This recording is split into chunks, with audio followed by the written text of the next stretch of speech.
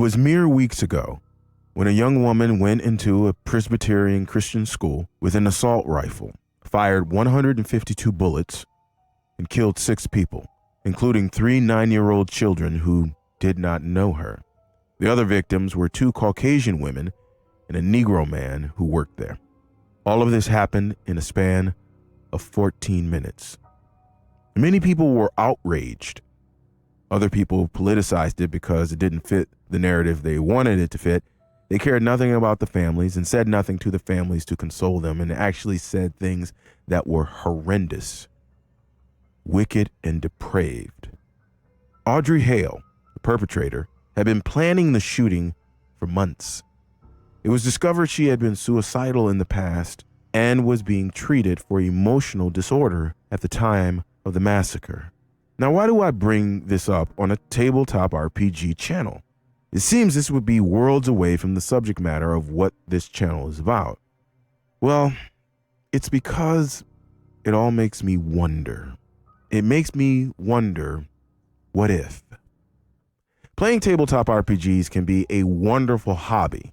In truth, it is an art form itself, combining several creative aspects. And people don't take it seriously because it's a hobby.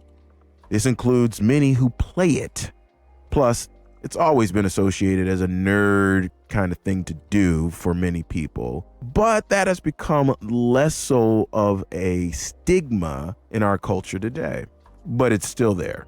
And when we think of a hobby, we generally don't think of mental health. It's just something that we do for pleasure. Some people think hobbies are just a waste of time. Well, they would be wrong. Many studies have concretely shown there are several mental health benefits to having a hobby. Tabletop RPGs fall into this category because of its combination of different elements from different hobbies. In this video, I want to present 5 benefits, even though there are more, of playing tabletop RPGs that are valuable for a person's mental health. Playing tabletop RPGs can potentially reduce stress in a couple of ways. The first is by simply reading the books. Reading is a known stress reliever in a physical sense, lowering your blood pressure and your heart rate. Now, not that there's any evidence of this, but the lack of reading in our culture, I would argue, could be a contributing factor to the rise in stress, which leads to depression and anxiety and thoughts of suicide. Pick up a book and read it and be relaxed. In addition, taking part in the tabletop RPG hobby can potentially reduce the production of cortisol, the human stress hormone. This is why I don't like calling playing tabletop RPGs an escape. It conjures up in the mind a fight or flight response, which is tied to high levels of stress. It's not a good look. Playing tabletop RPGs should be considered a vacation where one can relax and lower their amount of mental stress, which affects their whole being. And yes, in this situation, specificity of words matter. We are living in a time of epidemic loneliness and high suicide rates, especially among men. Tabletop RPGs are dominated by men, if you didn't know. Now, the data is in. Over twice of the suicides around the world are men versus women. And it's the 4th leading cause of death for 15 to 29-year-olds. However, there's people who have infiltrated the tabletop RPG community who vilify men in the hobby and want to get rid of them, especially Caucasian men. Now, I have an entire video coming up on that, so stay tuned. According to a paper called The Effects of Loneliness, the review of the literature, loneliness is characterized by the hope that everything would be better if the lonely individual could be connected to a group or another individual who they cared for or who cared about them. Now, loneliness is often tied to depression. What's cool is that a March 2020 study revealed that hobbies are linked to a decrease in depression symptoms, contributing to lowering their odds of having it by 30%. Now, put that feather in the cap and think about it for a second. Tabletop RPGs are social hobbies. Yes, you can play one solo, but they are not created with that dynamic in mind. At its core, it encourages a group of people to gather regularly to engage in the hobby together. And this standing appointment gives a lonely person something to look forward to, which may lead to an increased sense of self-worth, which is a defense against loneliness. Research has shown that participating in group activities helps to strengthen communication skills and build sound relationship connections with others. Now, let's be honest. There are not many people in the tabletop RPG community who are social flowers. Dare I say, many people in the tabletop RPG community are pretty socially inept. However, the right group can make that less of a reality over time and help these people in social situations. Having a social group of like-minded people someone can connect with, even on a virtual level, can strengthen social interaction. Riding on the back of the previous benefit, playing tabletop RPGs can teach a person how to be part of a team, working together with others to accomplish a challenging goal in a positive way. In addition, it exposes them in how to deal with setbacks, working within the framework of hearing other people's perspectives. Now, this is the reason RPG elites won't just play with any and everyone, because there are some people out there who are just not willing to play as part of a team, insisting on their way constantly, which has a negative effect on the teamwork dynamic.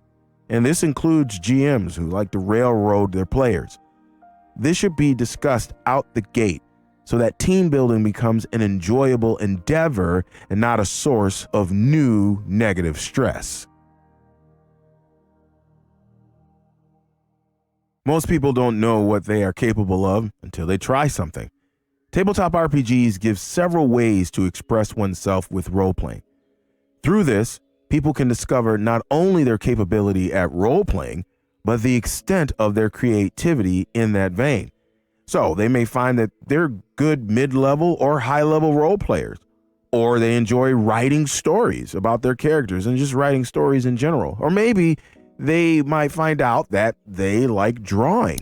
Or it could be that the thing that they like to read are tabletop RPG source books and core books. Stifling or downplaying this, usually done by emotionally stunted, creatively challenged people in the hobby, encourages people to retreat back to the place that they are attempting to take a vacation from. By encouraging expression and experimentation, it allows a person to develop a sense of self-confidence, which affects their lives once they leave that tabletop RPG session. So I wonder if Audrey Hale would have had a supportive, healthy group of tabletop RPGers who she met with regularly. Would it have made a difference in her life? Would she have wanted to commit suicide by cop? Would it have helped temper her emotional disorder? Would it have changed her focus to express herself in a positive way? I wonder.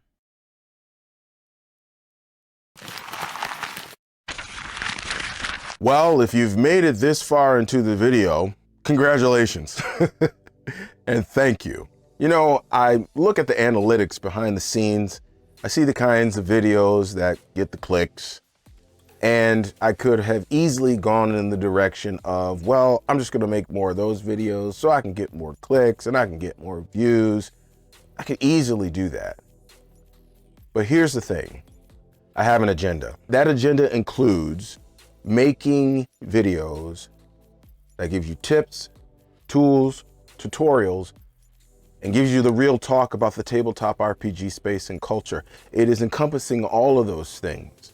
It is even encompassing things that I know is not going to get a lot of views because I have an agenda, and I am dedicated to that agenda.